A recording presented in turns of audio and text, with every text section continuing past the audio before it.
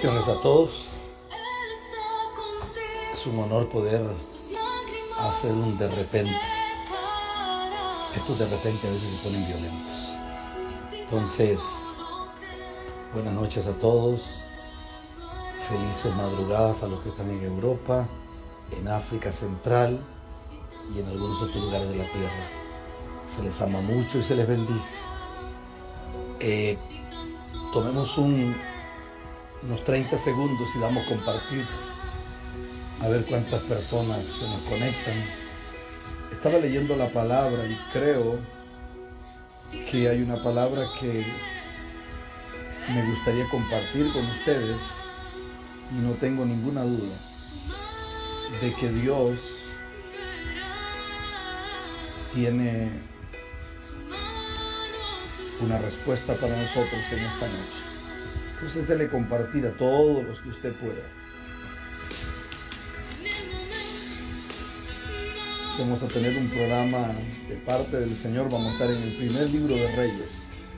Primer libro de Reyes. No se dice primera de Reyes porque no es carta, es libro. Se dice primero, masculino. Tampoco se dice primera de Crónicas, se dice primer libro de Crónicas. Primero y segundo libro de Crónicas, primero y segundo de Reyes, primero y segundo de Samuel, no primera de Samuel, porque no son cartas, son libros. Él lo hará.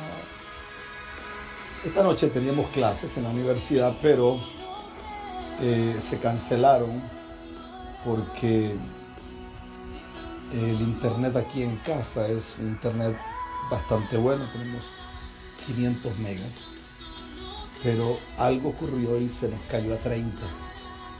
Entonces no podemos porque tenemos alrededor de 1400 alumnos, entonces no era posible. Baje un poquito el volumen. Yo creo que ya lo bajé. Ahí. ¿Está mejor el volumen ahí? Si no, es un poquito la canción de Berenice. Después me pongo, después pongo una música instrumental. Es solo un poquito la música de ella nada más. Ahí está la instrumental. Esa es muy baja. Entonces, por esa causa tuvimos que detenerlo de la transmisión. Y hay gente como yo que es inquieta, que tienen que hacer algo. Entonces decidí ministrarles algo que estaba leyendo. Dice el primer libro de Reyes, se lo leo de una Reina Valera, no se lo voy a leer de una versión antigua. Dice: y cuando se edificó la casa, está hablando del templo. Acuérdese que Dios no le permite construir el templo a David, porque Dios dijo que las manos de David estaban llenas de sangre. Pero Dios le permitió hacer el templo a Salomón, que era su hijo. Entonces, dice el capítulo 6, verso 7 del primer libro de Reyes: y cuando se edificó la casa, la fabricaron de piedras que traían ya acabadas, de tal manera que cuando le edificaban, ni martillos ni hachas se oyeron en la casa, ni ningún otro instrumento de hierro. Esto es interesantísimo. Tenemos casi 200 personas conectadas en este momento. Me llamó mucho la atención esto porque David había tomado una ofrenda de 1100 quintales de oro para la casa de Dios, o para lo que era el templo. 1100 quintales de oro. Era una ofrenda realmente muy, pero muy grande. Por lo menos nadie había visto algo así en la historia y creo que nunca más se volvió a ver. ¿Cómo es la Biblia? Dios habla hoy. Más o menos es muy parecido. Es que hace una transcripción de la Reina Valera. Todo lo que usted lee como Biblia, Dios habla hoy, como la Biblia arcoíris, como, qué sé yo, la Thompson, de referencias Thompson con cadena temática, todo lo que usted lee, por ejemplo, la Biblia de la mujer, eh, ¿cuál otra hay por allí? Hay muchas. La mayoría son prácticamente una transcripción de la Reina Valera. Entonces, no. Ahora, cuando hablamos de una Biblia, por ejemplo, son muchas, pero cuando hablamos, por ejemplo, las palabras de Yahvé, cuando hablamos de una, si usted pudiera encontrar una Septuaginta, el problema es que la Septuaginta es prácticamente la mayoría son en inglés. Si usted pudiera encontrar una Biblia cantera, si usted pudiera encontrar una Biblia Rotterdam, uf, si encontrara una Biblia del oso pero antigua, no estas que venden ahora, si encontrara una Biblia pechita, pero no esta que venden ahora, una rojita que anda por ahí, no, eso no. Estoy hablando de una Biblia de verdad, una Biblia cantera, o sea, pechita real de otro tiempo. Tal vez usted no lo sabía, pero la pechita data del siglo IV, pero la verdadera pechita, eso es lo que estoy enseñando en la clase. Una de las Biblias que hicieron los esenios era la copta. Hablar de la Biblia copta era totalmente otra historia, porque estábamos hablando de otra realidad.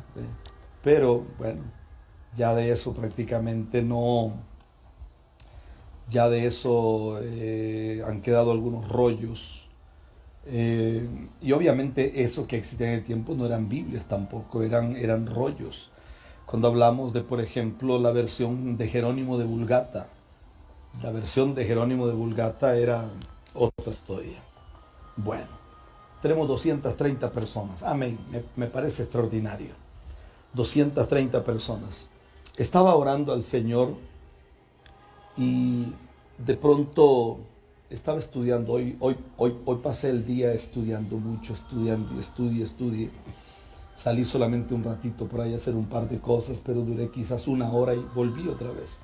Anoche dormí escasas 2 horas y media quizás, porque me encerré a estudiar y estudiar.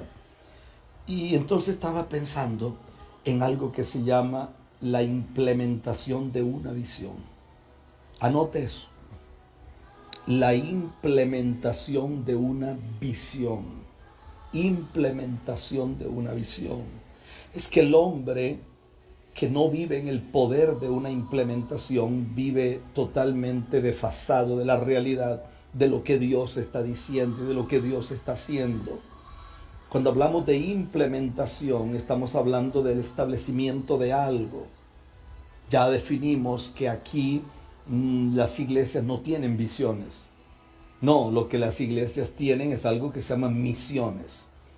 Bueno, que a usted Dios lo mueve con los jóvenes, que a usted Dios lo mueve en la música, que a usted Dios lo mueve, qué sé yo, evangelizando, que a usted tiene carga por los drogadictos, que tiene carga por las prostitutas, que tiene cargas por esto, tiene cargas por lo otro. Ok, estamos de acuerdo en eso, entendemos eso.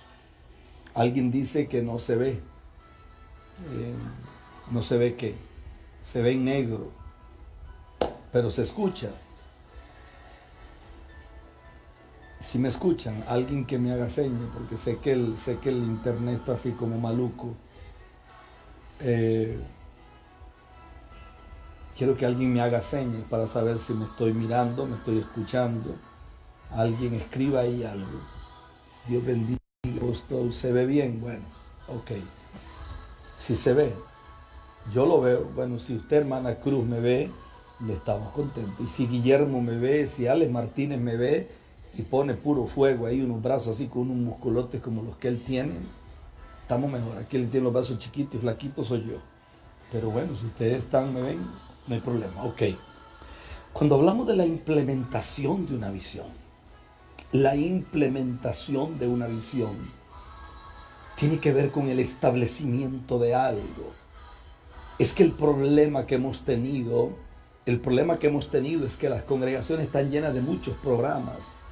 Las congregaciones están llenas de una cantidad de agendas.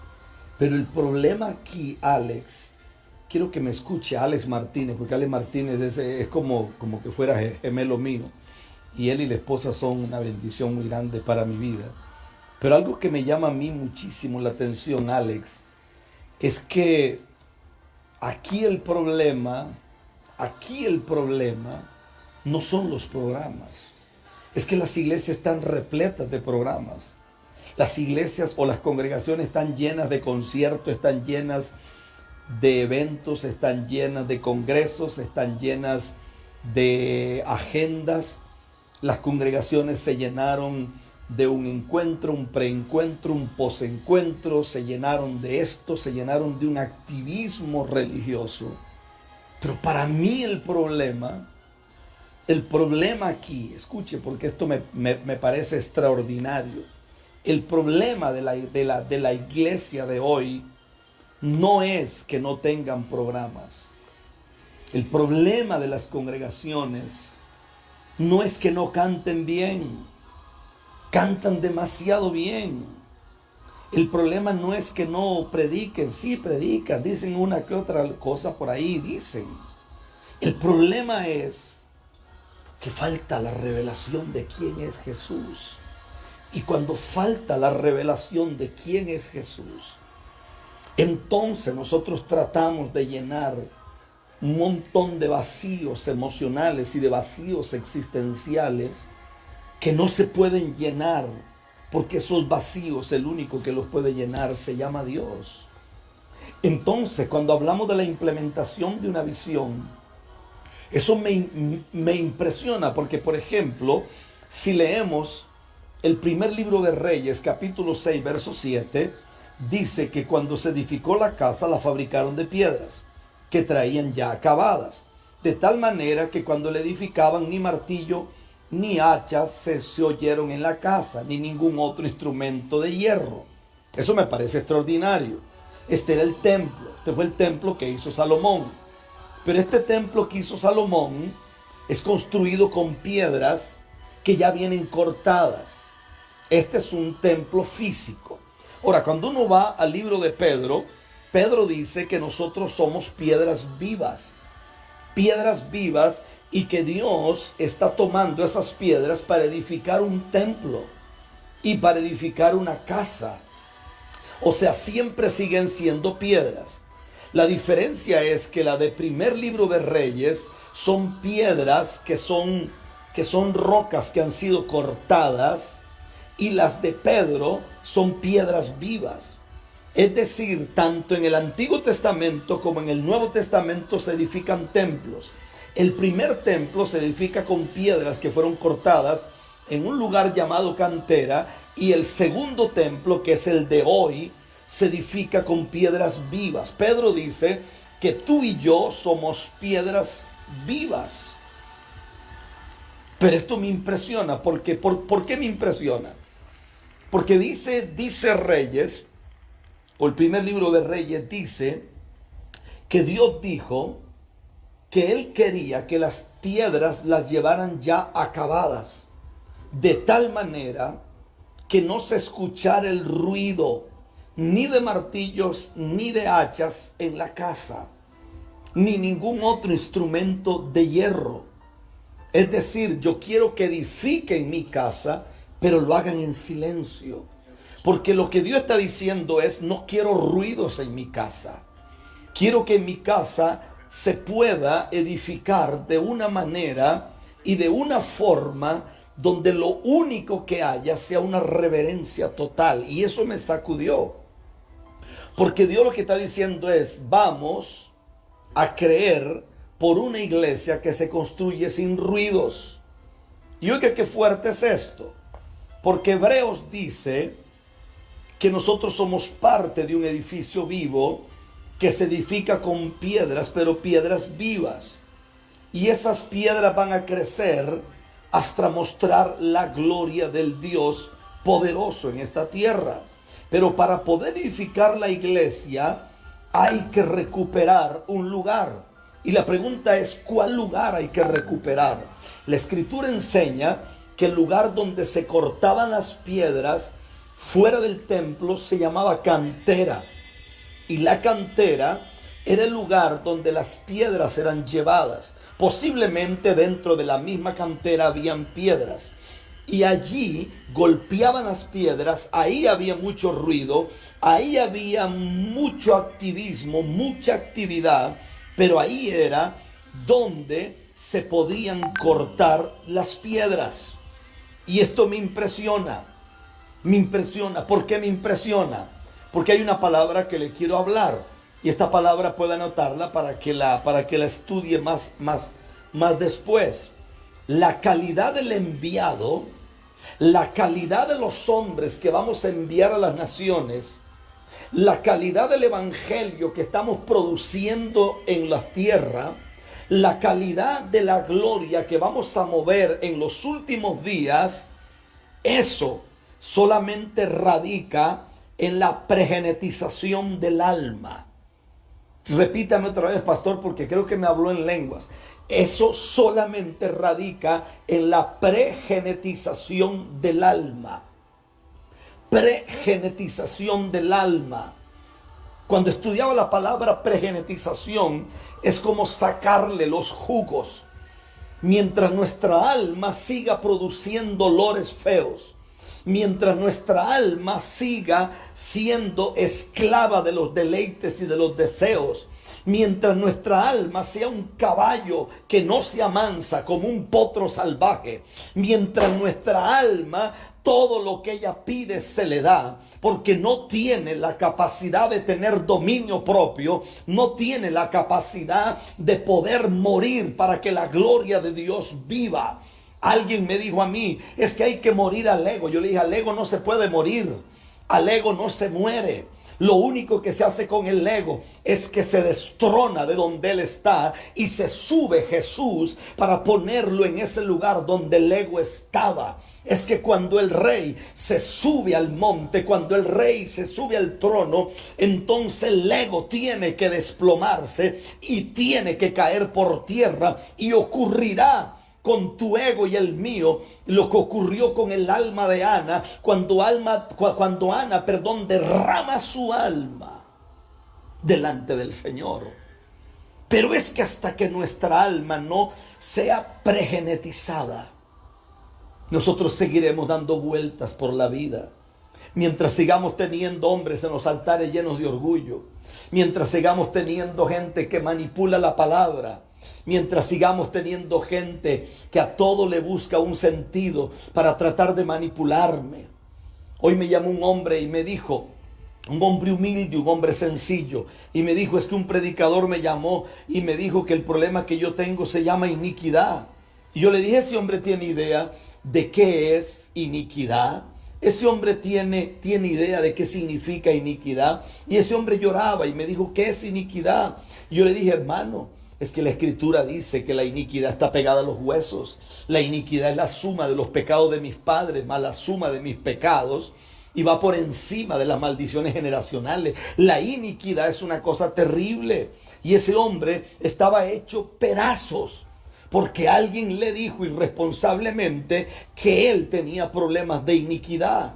Y mientras yo estoy mirando esto, entonces yo entiendo algo. Y la palabra se llama pregenetización.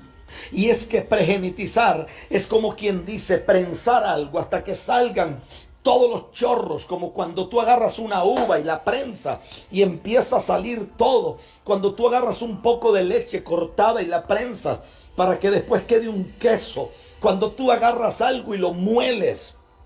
Es que hasta que el alma no sea pregenetizada, seguiremos teniendo desgracias en los altares. Mientras el alma no sea pregenetizada, nosotros seguiremos predicando las mismas tonterías que hemos predicado, tratando de arreglar desde un altar lo que no podemos arreglar en la intimidad de los hogares. No se puede cambiar una generación desde un culto de una iglesia. Las generaciones se cambian cuando volvemos a la cantera, y la cantera son los hogares. La cantera son las familias.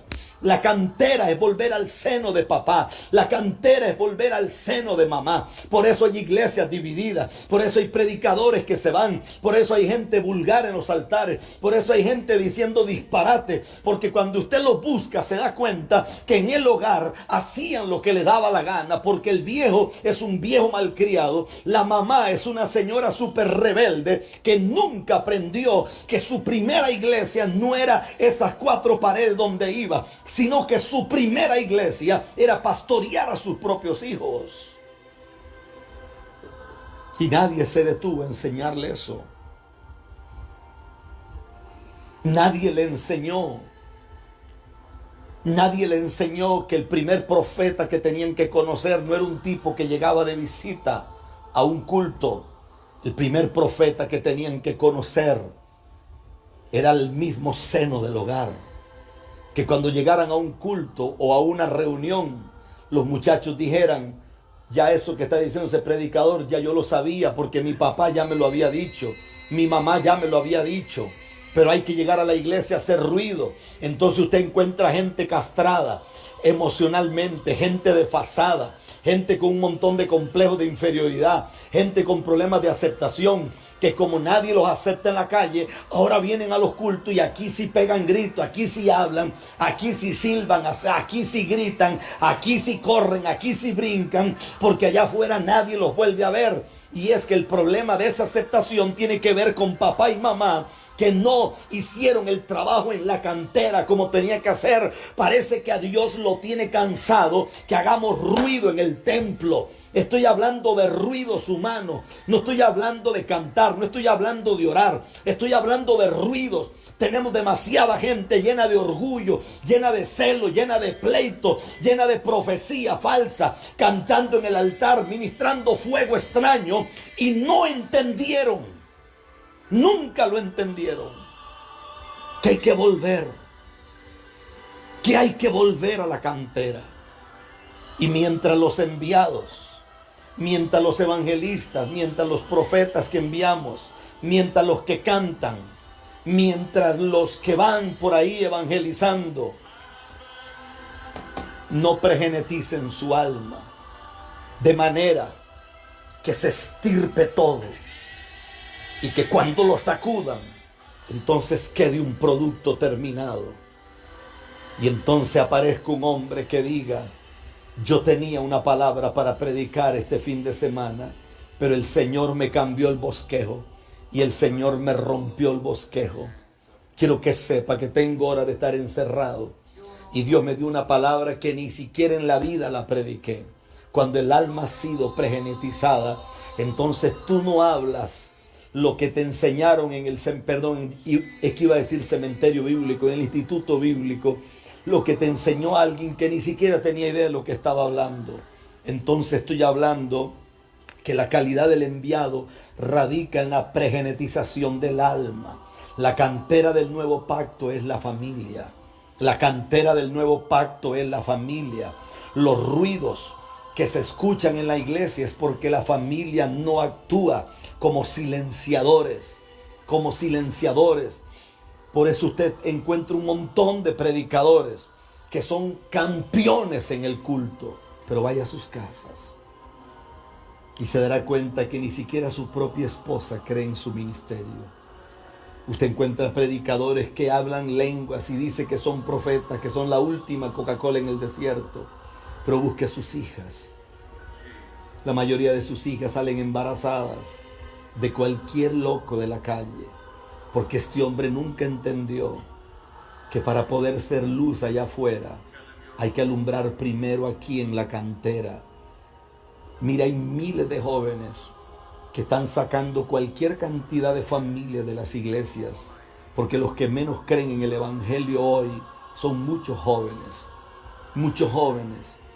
que ya estudian, muchos jóvenes que analizan, muchos jóvenes que son extremadamente analíticos, muchos jóvenes que fueron al colegio, fueron a la universidad, algunos con doctorados, algunos con posgrados, algunos con maestría, algunos que ya se recibieron con algún tipo de título y alguna cosa impresionante, y van a los cultos y ya no se creen la tontería, ya no se creen el mentirero, ya no se creen. ¿Por qué?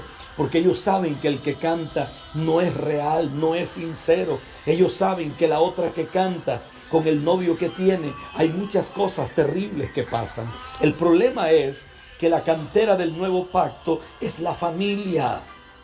El padre debería de ser la figura apostólica. El padre debería de ser la figura apostólica y la madre la figura profética que sus hijos deberían de conocer. Por eso hacemos un evento como el de esta noche. Esto de repente divino, que tenemos casi 400 personas conectadas, y de repente la gente dice: pastor, pero ¿por qué no nos avisó? Porque a los predicadores les gusta mucho hacer ruido. Usted ve los predicadores que se están comiendo un ice cream y están así, y toman un selfie y lo suben al Instagram. Y usted ve un montón de gente que también tiene problemas de almatismo dándole like. Ay, qué cosa buena. Ay, yo también quiero ice cream. Yo también quiero comer pizza. Yo también quiero comer unos chicharrones. Es que una iglesia que no regrese a la cantera será una iglesia que seguirá haciendo ruidos dentro de la casa de Dios. El que tiene oídos para oír, que oiga.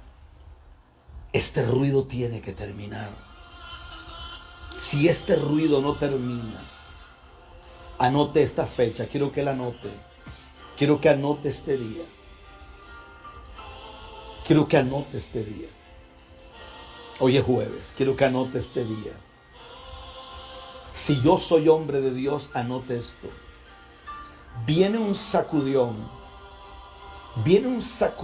cual nunca antes hubo. Es como si fuera un huracán divino lo que viene, porque una vez más Dios va a hacer que el rocío caiga sobre la tierra. Igual, usted también quiere pizza, hermano, o Orly. No, yo no quiero pizza, hermano. Esas cosas a mí no me llaman la atención, hermano. Quiero la cita bíblica, la que acabo de leer, primer libro de Reyes, capítulo 6, verso 7. Dice: cuando se edificó la casa, la fabricaron de piedras que traían ya acabadas, de tal manera que cuando la edificaban, ni martillos ni hachas se oyeron en la casa, ni ningún otro instrumento de hierro. Esa es la cita de esta noche. Escuche esto, porque para mí esto es violento. Esto tiene que ocurrir, y si no ocurre estamos en problemas.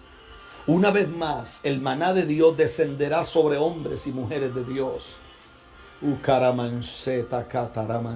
siento la presencia de Dios. Una vez más, el maná regresará.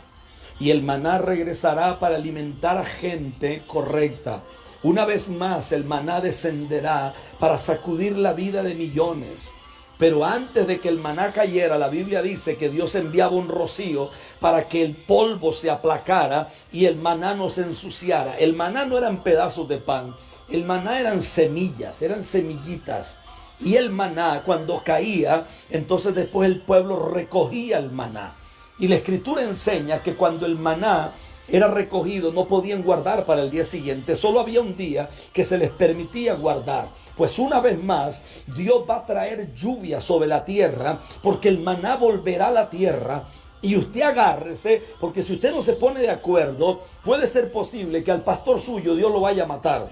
Puede ser posible que al líder que usted tiene en un pedestal muy alto, Dios lo vaya a matar. Porque Dios va a empezar a traer un viento recio, un viento muy recio sobre la tierra. Un viento que va a sacudir y va a caer lluvia, que va a arrasar con mucha gente.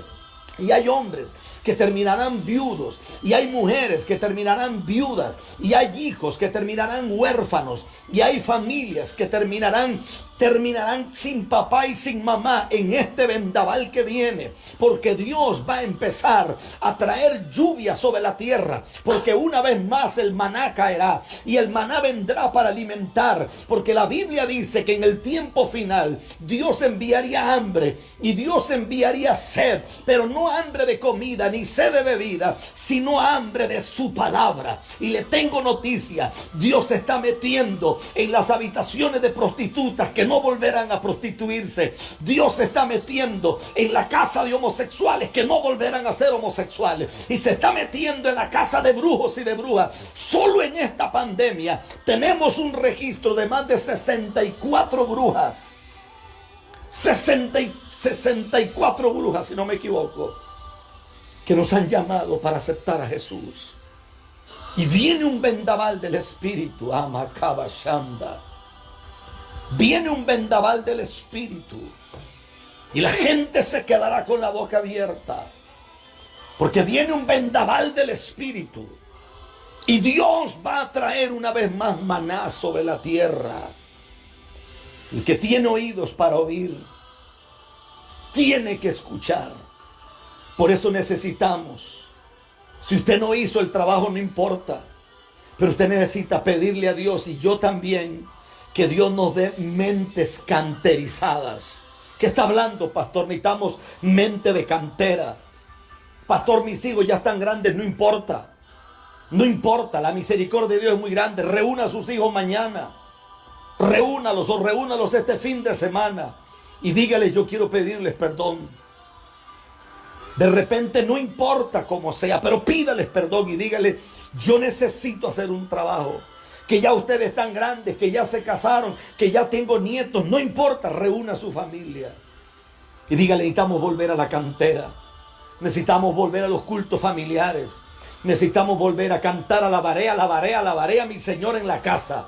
Necesitamos hacer el culto familiar, donde alguien agarra la Biblia y lee Mateo. Donde alguien agarra un coro y dice, yo voy a cantar. Donde alguien canta un canto. Necesitamos volver a canterizar las mentes. Porque si no volvemos a canterizar las mentes, nosotros nunca lograremos sanar ni salvar este planeta que está moribundo y se está muriendo. La única forma es que se pregenetice el alma y tengamos mente de cantera.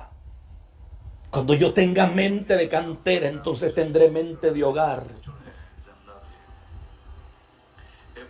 ¿Por qué cree usted que hay tanta gente que está obstinada en esta pandemia? Porque no tenían vida de hogar. El viejo y la vieja se están pateando por todo lado, porque antes solo se veían de vez en cuando. Ahora se ven todo el santo día y ya están hasta aquí. Porque no teníamos vida de cantera. ¿Qué es mente de cantera? Bueno, mente de cantera es que la cantera era donde se cortaban las piedras. Si la cantera era donde se cortaban las piedras, quiere decir que tener mente de cantera, y dijimos que el nuevo pacto es una iglesia que vuelve a la cantera, es una iglesia que vuelve al hogar. Tener mente de cantera es tener mente de familia. Mente de hijos, mentalidad de hogar, mentalidad de nietos, mentalidad de nietas, mente de hogar. Eso es, mi amor, exactamente eso es mente de hogar, mente canterizada. Escuche, porque esto le puede salvar la vida. ¿Por qué hay que hacer esto? Por 5 principios. Porque las familias han sido violadas. ¿Cuántos pastores ve usted metiéndose en lo que no deberían de meterse? Dándole órdenes a la esposa de un hermano como si fuera la mujer de él. Ese tipo de violación, eso en vez de bendecir, eso ha destruido la iglesia. La segunda cosa es que hemos sido castrados. Hemos sido castrados, ¿por qué? Porque nosotros hemos creído que servir a Dios es solo servir a Dios dentro de un culto. Discúlpame, tú puedes servir a Dios en la calle. ¿Y quién te va a prohibir a ti evangelizar en la calle? ¿Quién te va a prohibir a ti orar por alguien en la calle? ¿Quién te va a prohibir a ti llamar a alguien que está en el hospital y orar por ese enfermo? ¿Quién? Tú no necesitas autorización para eso. Pero toda la vida creímos que para servir a Dios, no, es que yo soy diaconisa. Yo soy diácono, yo soy líder en la iglesia, porque toda la vida tuvimos mentalidad de iglesia, pero no mentalidad de cantera. Y nos metieron en la cabeza que para servir a Dios hay que ponerse un pantalón negro y una camisa blanca y una corbatica negra. Y llegar así al culto, como un soldadito de plomo. ¿Y tú qué? Es que yo le sirvo al Señor en este ministerio. Y muchas veces realmente ni a Dios servimos. Lo que estamos es sirviendo a otras personas. Y yo creo que Dios nos regresó a la cantera. Y Dios nos regresó porque Dios estaba cansado de que nosotros hiciéramos demasiado ruido. Estábamos haciendo demasiado ruido en la casa de Dios. Estábamos haciendo demasiado ruido, competencia. Suéltame el micrófono para yo cantar. Suéltame el micrófono para yo predicar. Suéltame el micrófono porque voy a soltar el próximo código. Ven porque tengo la última revelación de los tiempos. Suéltame, dame aquí porque tengo una gloria que me está quemando. Sí, pero esa gloria solo le alcanza para el culto. Porque llévala a su casa. Llévala a su casa. Llévala a su casa. Y te darás cuenta que ni el perro cree en él. Es más, llega a su casa y los perros le salen latiendo porque ni siquiera lo conocen. Llévalos. Dile a ese predicador que te lleve a su casa. Dame el micrófono. Dame para que vean que yo estoy ungido. ¿Tú sabes una cosa? A Dios no le interesa que la gente nos vea ungidos en un culto. A Dios le interesa que cuando tú pases a la par de un homosexual, Él sepa que tú estás ungido. A Dios le interesa que cuando tú y yo pasemos delante de una lesbiana, ella sepa que estamos ungidos.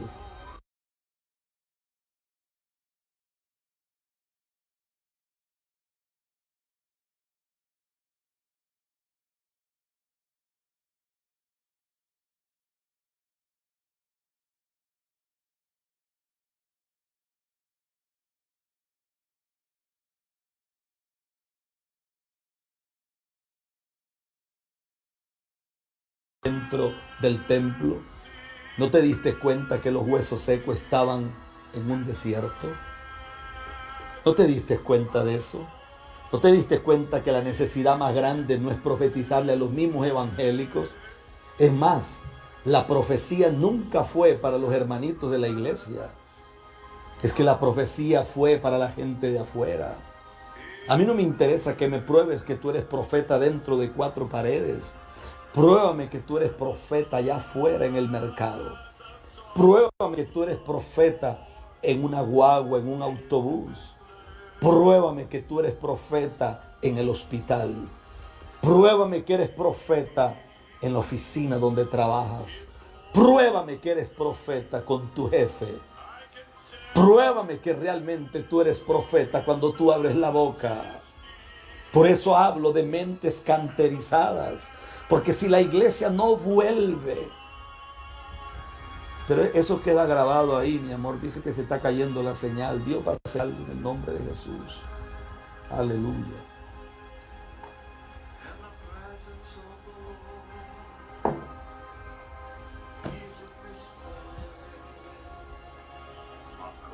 Vamos a esperar que Dios nos ayude aquí. Señor, pon este programa una vez más en tus manos. Ayúdanos para que podamos fluir en esto. La cantidad de jóvenes que no creen en nadie. La cantidad de jóvenes que no quieren más nunca ir a la iglesia. La cantidad de gente que no quiere más nada. Usted no ha visto, perdóneme si le ofendo, usted no ha visto la cantidad de pastores en Brasil muriendo porque se están quitando la vida. Y antes de morir dejan una carta. Quiere decir que el evangelio ni siquiera a ellos los cambió.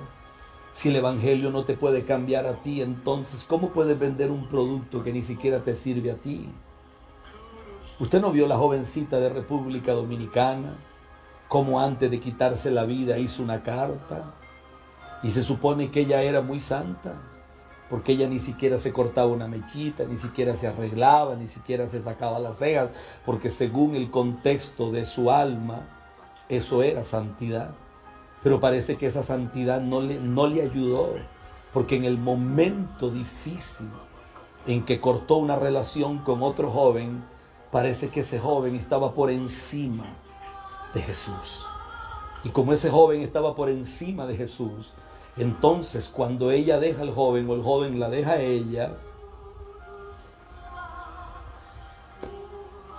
entonces ella decide quitarse la vida. Porque cuando el alma no ha sido pregenetizada, cuando nosotros no tenemos mentalidad de cantera, Amados, yo conozco un montón de gente que los primeros que no creen en su llamado son sus propios padres, porque son hijos rebeldes, porque son hijos malcriados. Uno llega a los cultos y esos muchachos pegan brinco. Es más, agarran el micrófono, que yo creo que nadie les enseñó a agarrar el micrófono, porque parece que fueran cantantes de reggaetón, porque lo agarran aquí, se lo meten casi en la boca, así, hace una cosa. Usted dice, pero esta gente nunca estudió que el micrófono se agarra así, que la gente que por lo menos se educó sabe agarrar el micrófono, que tú no eres rapero, tú eres un ministro de Dios, que no tienes que hablar. No, aprende a hablar. El alma necesita ser pregenetizada. Y la mente tiene que tener capacidad de volver a la cantera.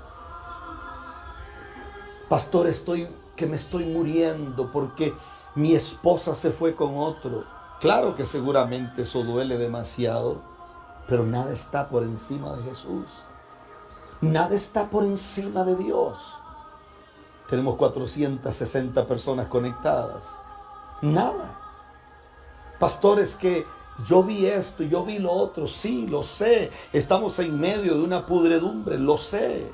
Pero nada está por encima de Dios. Nada. Nada.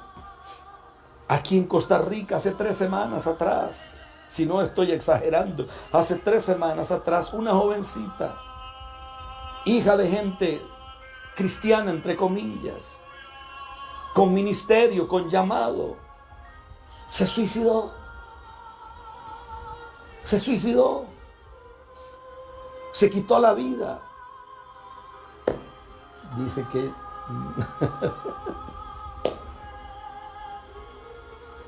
¿y por qué se quitó la vida? Porque el problema es que la iglesia se llenó de programas, la iglesia se llenó de show, la iglesia se llenó de concierto. Hasta la botella que se cae está planeado que se caiga. La iglesia se llenó de luces. La iglesia se preocupó mucho por el sonido, por las pantallas.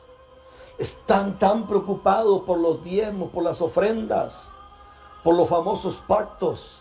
Están tan preocupados por el dinero, por los cuartos, dicen en República Dominicana. Pero la revelación de Jesús, ¿dónde quedó? El problema es que cuando no tenemos una relación y no tenemos una revelación del Rey de Gloria, no tenemos una revelación de Él, nosotros seguiremos dando vueltas como el pueblo de Israel, sin encontrar el norte de Dios para nuestras vidas.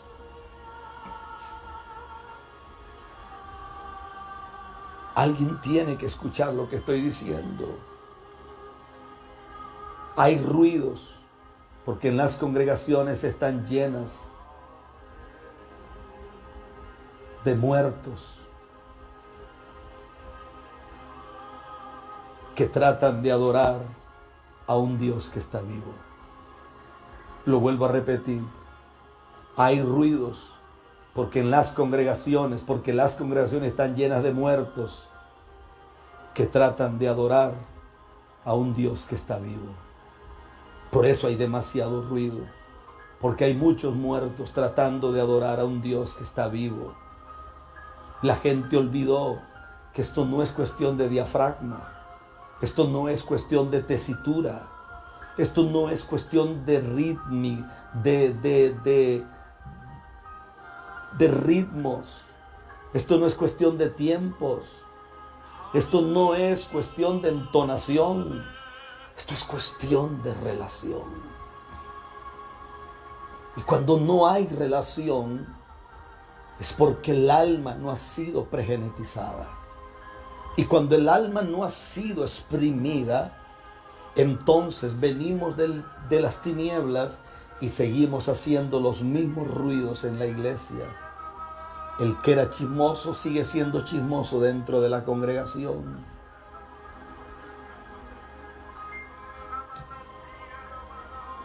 Ya enseñamos la parte número 6 en la universidad que estamos dando, mi amor. Sobre las creaciones de Dios, parte 6. Por eso venimos de afuera.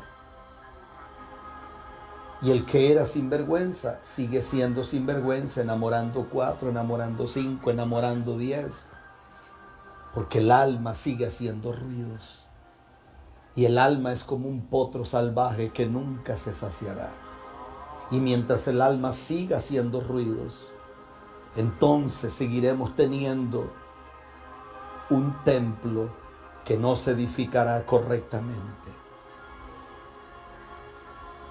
Creo que ahí hay un problema muy serio. Si no volvemos a esta realidad, si no volvemos a esto, nosotros hemos perdido el norte de Dios en todo esto.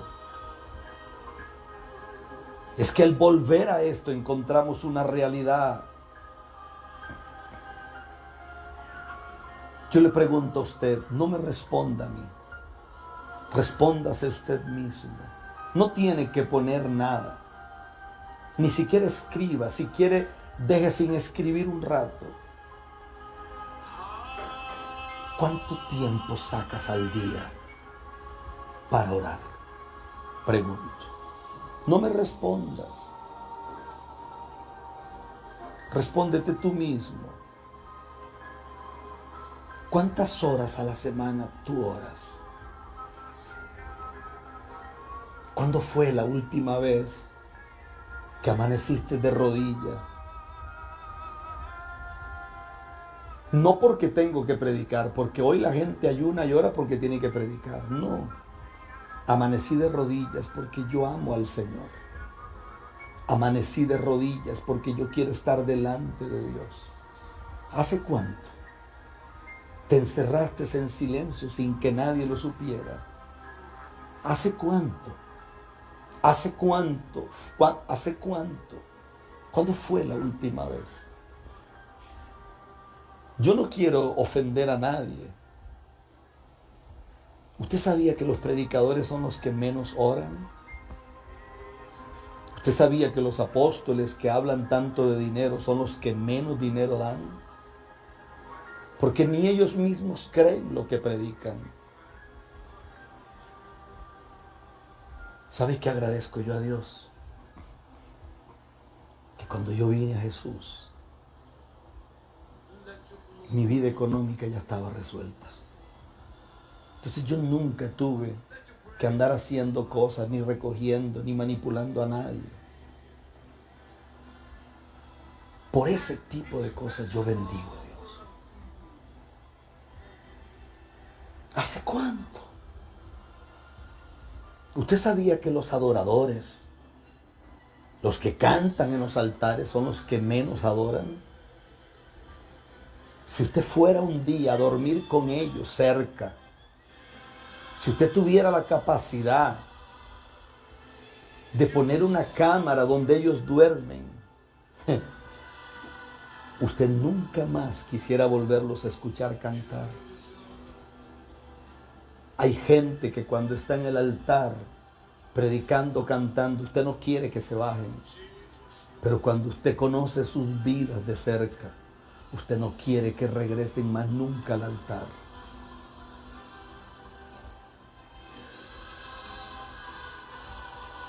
¿Qué le parece? Yo dormí a la par de los más famosos del mundo, por lo menos latinoamericanos.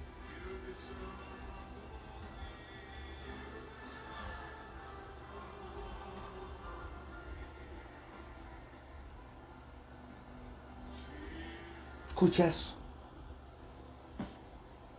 Y me di cuenta que no oraban. Me di cuenta que no oraban. Yo fui a campamentos donde el líder de la denominación me miraba y me decía, ¿te podemos pedir un favor? Sí, claro, ¿cuál es? No te levantes en la madrugada a orar. Vinimos para descansar, pero se supone que estábamos en un retiro espiritual, y en el retiro no era tiempo de descansar, más bien el retiro era un momento de cargar baterías para regresar a la ciudad y poder dar gloria a Dios.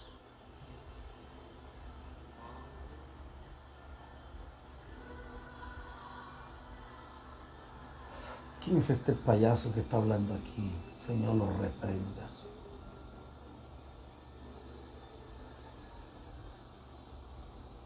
¿Quién es ese loco que está hablando ahí, que dice que me conoce? Si tú me conoces, llámame a mí. Deja de ser charlatán y empezar a escribir ahí, ¿ok? Gente loca, hablando cosas sin hablar. Un loco que ni siquiera sabe cómo se cepilla los dientes y empieza a hablar, por favor. Si no te gusta este live, vete al infierno en el nombre de Jesús y busca al diablo, que ese es el Dios tuyo, que te lleve pronto. Por amor a Dios.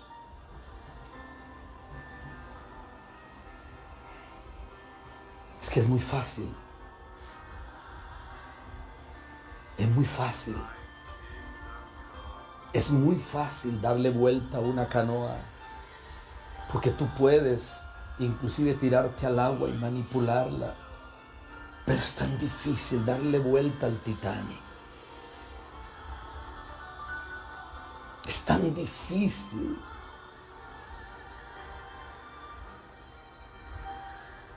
Es tan difícil darle vuelta al Titanic. Escuche porque estoy fuerte.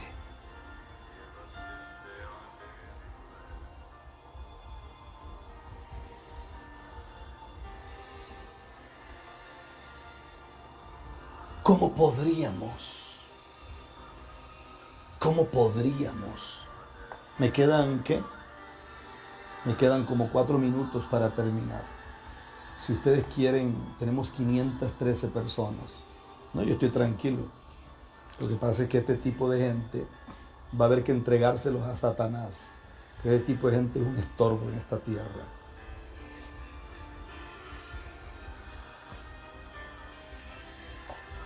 Algún día les voy a enseñar cómo se entrega a alguien a Satanás.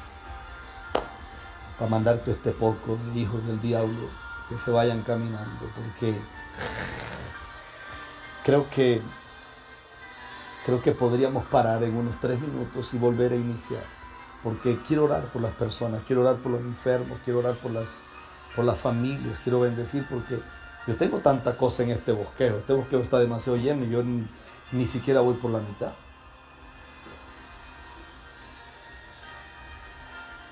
Ni siquiera voy por la mitad.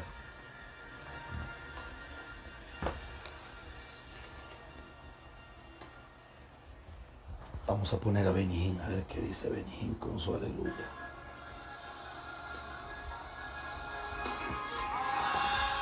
Estamos hablando de pregenetizar. Extrañaba esos. Mis hijas se ríen cada vez que hago así, porque dicen que, papá, ¿por qué hace así? A mí me gusta hacer el. Dice primer libro de Reyes, capítulo 6, verso 7, hablamos de la implementación de una visión. Y dijimos, voy a recapitular un momentito, dijimos que el templo, Dios no le permitió a David levantarlo, porque Dios dijo que las manos de David estaban llenas de sangre. Pero Dios dijo, le permitiré a Salomón tu hijo que lo haga. David había dado una ofrenda de 1100 quintales de oro. 1100 quintales de oro. Eso era demasiado. 1100 quintales de oro. Entonces dice que cuando se fue a hacer el templo, dice que Dios dijo que no quería que se hiciera ruido dentro del templo. Que no podían haber martillos, no podían haber hachas. Porque las piedras tenían que venir cortadas. Y cuando uno examina dónde cortaban las piedras, se dice que las piedras las cortaban en la cantera. En la cantera. En la cantera era donde se cortaban las piedras. Oye, qué fuerte es eso. Entonces empezamos a hablar que ¿qué es cantera? Entonces entendimos que la cantera son los hogares. que Dios nos está regresando a las casas, porque Dios quiere que la primer voz apostólica que conozcamos sea nuestro papá, y la primer voz profética que escuchemos sea la voz de nuestra mamá. Esto es importantísimo. Imagínense que la primer voz profética que escuchó Juan el Bautista fue la voz de María, la madre de Jesús. ¿Mira qué fuerte es esto? Fue la madre de Jesús. Y dice que el Espíritu Santo lo bautizó en el vientre de Elizabeth. Eso me parece extraordinario. Fue en el vientre de Elizabeth. Porque quiere decir que la primer voz profética que él escucha es la voz de la mujer que sería el instrumento donde el Padre depositaría al Hijo del Dios viviente. Por eso es que Dios nos está regresando. Usted no recuerda cuando Zacarías salió mudo del templo. ¿Y por qué Dios lo dejó mudo? Parece que hay momentos en que Dios dice: cállate, yo no quiero que hables. Tiene infección en la oreja en el nombre de Jesús. Toda infección se va en el nombre de Jesús. En el nombre de Jesús. Vamos a finalizar en un minuto. Voy a un minuto y regreso otra vez. Vamos a cortar, tenemos 502 personas conectadas. Voy a regresar, usted le da compartir otra vez y voy a regresar para finalizar con este tema que me parece muy poderoso. Por ahí me está escribiendo mi mamá. Amén, Señora. Pastor, no hay conexión. Bueno, yo...